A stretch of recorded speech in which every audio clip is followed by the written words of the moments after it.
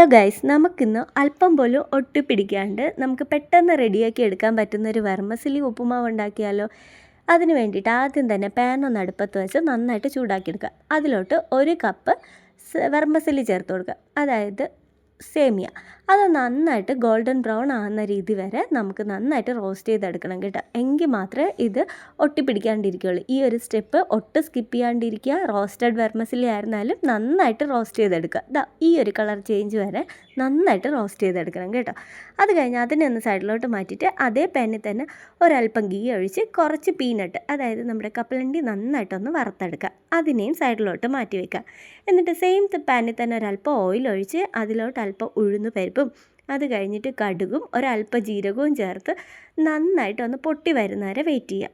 അതൊന്ന് പൊട്ടി കഴിയുമ്പോഴേക്കും അതിലോട്ട് നമുക്ക് അരിഞ്ഞു വച്ചേക്കുന്ന ഒരല്പം വെളുത്തുള്ളിയും ഒരു അല്പം കറിവേപ്പിലയും ചേർത്ത് നന്നായിട്ട് ഇതിനൊന്ന് മൂപ്പിച്ചെടുക്കാം കേട്ടോ. ഒരല്പം ഒന്ന് മൂത്ത് വരുമ്പോൾ തന്നെ നമുക്ക് ഇതിലോട്ട് അരിഞ്ഞു വച്ചേക്കുന്ന സവാളയും പച്ചമുളകും ചേർത്ത് കൊടുക്കാം കേട്ടോ. ഇതും അല്പം ഒന്ന് സോട്ടാകുമ്പോഴേക്കും ഒരു ചെറിയ ടൊമാറ്റോ കട്ട് ചെയ്തതും അതിലോട്ട് അല്പം ഗ്രീൻ പീസും കൂടെ ചേർത്ത് കൊടുക്കാം കേട്ടോ. ഇത് നന്നായിട്ട് ഒന്ന് റോസ്റ്റ് ചെയ്തെടുക്കണം. ഇത് റോസ്റ്റ് ചെയ്തെടുത്തതിന് ശേഷമാണ് നമ്മൾ ഇതിലോട്ട് വെള്ളമൊക്കെ ചേർത്ത് കൊടുക്കുന്നത്. അപ്പോൾ ഇതും ഒന്ന് ചെറുതായിട്ടൊന്ന് വാടിക്കിട്ടണം.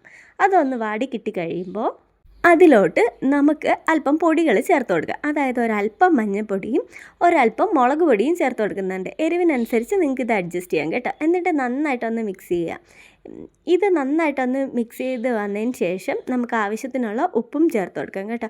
ഉപ്പ് ചേർത്തതിന് ശേഷം ഇതിലോട്ട് ഒരു 1.5 കപ്പ് വെള്ളം, അതായത് ഏത് ഗ്ലാസ്സിനാണോ അതിന് ഗ്ലാസ്സിന് 1.5 കപ്പ് വെള്ളം ചേർത്ത് അത് നന്നായിട്ടൊന്ന് ബോയിൽ ചെയ്തെടുക്കണം. ബോയിലായി കഴിഞ്ഞതിന് ശേഷം അതിലോട്ട് നമുക്ക് ഈ റോസ്റ്റ് ചെയ്ത് വെച്ചിരിക്കുന്ന വെർമസലി ചേർത്ത് കൊടുക്കുക. ഇതൊന്ന് നന്നായിട്ട് മിക്സ് ചെയ്തതിന് ശേഷം ഇതിനെ അടച്ച് വെച്ചൊന്ന് കുക്ക് ചെയ്തെടുക്കാം കേട്ടോ. ഒരു 10 മിനിറ്റ് ഇത് നന്നായിട്ട് കുക്ക് ചെയ്തെടുക്കേണ്ടി വരും. അതായത് ഇത് നന്നായിട്ട് കുക്ക് ചെയ്തെടുത്ത് കഴിയുമ്പോൾ നമുക്ക് തന്നെ അറിയാൻ പറ്റും അത് വെന്ത് കഴിഞ്ഞു എന്നുള്ള സമയമാകുമ്പോഴത്തേനും നമുക്കതിൽ നിന്ന് മാറ്റി ഇതിൻ്റെ വെള്ളം എല്ലാം വറ്റി വരും. ആ സമയത്ത് നമുക്ക് ഒരു പിടി ചിരകിയ തേങ്ങ ചേർത്ത് കൊടുക്കാം കേട്ടോ. തേങ്ങ ചേർത്ത് കൊടുക്കുമ്പോൾ ഇതിലോട്ട് നല്ലൊരു ഫ്ലേവർ വരും കേട്ടോ. അതിൻ്റെ കൂടെ തന്നെ നമുക്ക് ഈ വറുത്ത് വെച്ചേക്കുന്ന കപ്പലണ്ടി പിന്നെ ഒരല്പം മല്ലിയിലയും കൂടെ ചേർത്ത് നന്നായിട്ട് മിക്സ് ചെയ്തെടുക്കാം കേട്ടോ. ഒരു പ്രത്യേക സ്മെല്ല് അതിൻ്റെ കൂടെ ഈ ചിരകിയ തേങ്ങയും കപ്പലണ്ടി എല്ലാം കൂടെ കഴിക്കുമ്പോൾ ഒരു പ്രത്യേക ടേസ്റ്റും കേട്ടോ. സ്കൂളിൽ കുട്ടികൾക്ക് ടിഫിൻ ബോക്സിലും നമുക്ക് ബ്രേക്ക്ഫാസ്റ്റിനോ ഡിന്നറിനോ എന്തിനായിട്ടാണെങ്കിലും അല്ലെങ്കിൽ ഒരു നല്ല കട്ടൻ ചായയുടെ കൂടെ കുടിക്കാനായിരുന്നാലും സൂപ്പറായിട്ടാണ് കേട്ടോ. കട്ടൻ ചായയൊക്കെ കുടിക്കുമ്പോൾ നല്ല ചൂട് വെർമസലിയൊക്കെ ഉണ്ടെങ്കിൽ സൂപ്പറായിരിക്കും കേട്ടോ.